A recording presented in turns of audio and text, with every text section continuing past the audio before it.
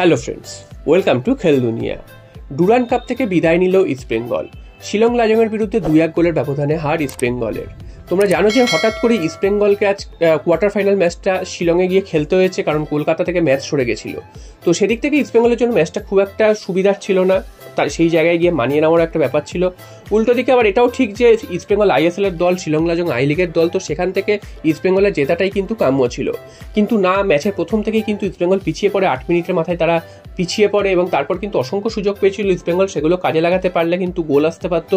উল্টো দিকে লাজং এফসিও কিন্তু প্রচুর সুযোগ পেয়েছে, তারাও যদি কাজে লাগাতে পারতো সেক্ষেত্রে কিন্তু ব্যবধান বাড়তে পারতো। তো সব মিলিয়ে কিন্তু সেকেন্ড হাফে এসে 71 মিনিটের মাথায় নন্দকুমারের গোলে সমতায় ফেরে এবং মনে করা হয়েছিল ওই সমতায় ফেরার পর ইস্টবেঙ্গল হয়তো ঘুরে দাঁড়াবে, কিন্তু না, তারপরেও কিন্তু তার 5-7 মিনিটের মাথায় আবার তারা গোল হজম করে, যার ফলে 2-1 গোলের ব্যবধানে পিছিয়ে পড়ে এবং শেষ পর্যন্ত 2-1 গোলের ব্যবধানেই হারে। তো ডুরান্ড কাপ ফাইনালে ডার্বি হওয়ার যে একটা সম্ভাবনা আবার তৈরি হতো, সেই সম্ভাবনাটা কিন্তু আর তৈরি হবে না, কারণ ইস্টবেঙ্গল কিন্তু হেরে বিদায় নিয়ে নিল ডুরান্ড কাপ থেকে। এরপর চলে আসি মোহনবাগানের খবরে। তো তোমরা জানো যে মোহনবাগান আগামী 23 তারিখ অর্থাৎ পরশু দিন তাদেরও কোয়ার্টার ফাইনাল ম্যাচ রয়েছে। তাদের ম্যাচটাও কিন্তু একই রকমভাবে শিফট করা হয়েছে জামশেদপুরে, তারা খেলবে পাঞ্জাব এফসির বিরুদ্ধে।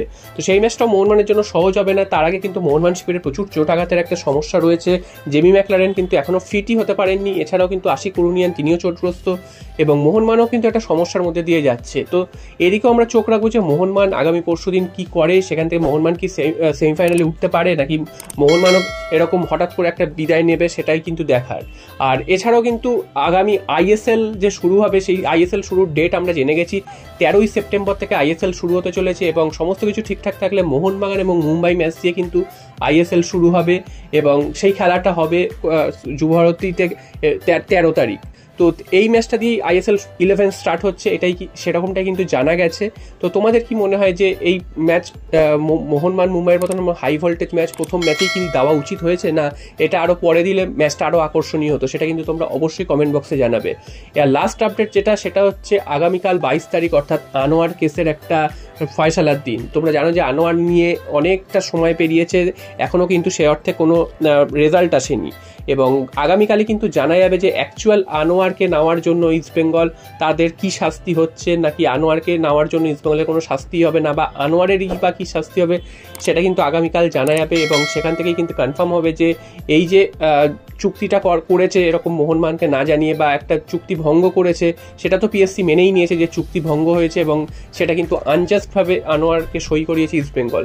তো এখানে একটা যে শাস্তিটা হবে, সেই শাস্তিটা কতটা গুরুতর সেটাই কিন্তু এখন সবাই দেখতে চায় এবং মোহনবাগানকে কি কম্পেনসেশন দেওয়া হয় এবং মোহনবাগান কি কম্পেনসেশন দাবি করবে সেটাও কিন্তু একটা আলোচনার বিষয়। তো সেটাই দেখার যে আগামীকাল কি হতে চলেছে এবং আগামীকালই কিন্তু আনোয়ার আলীর কেসের একদম পুঙ্খানুপুঙ্খ সব রেজাল্ট চলে আসবে এবং তখনই জানতে পারা যাবে যে অ্যাকচুয়ালি কি হলো।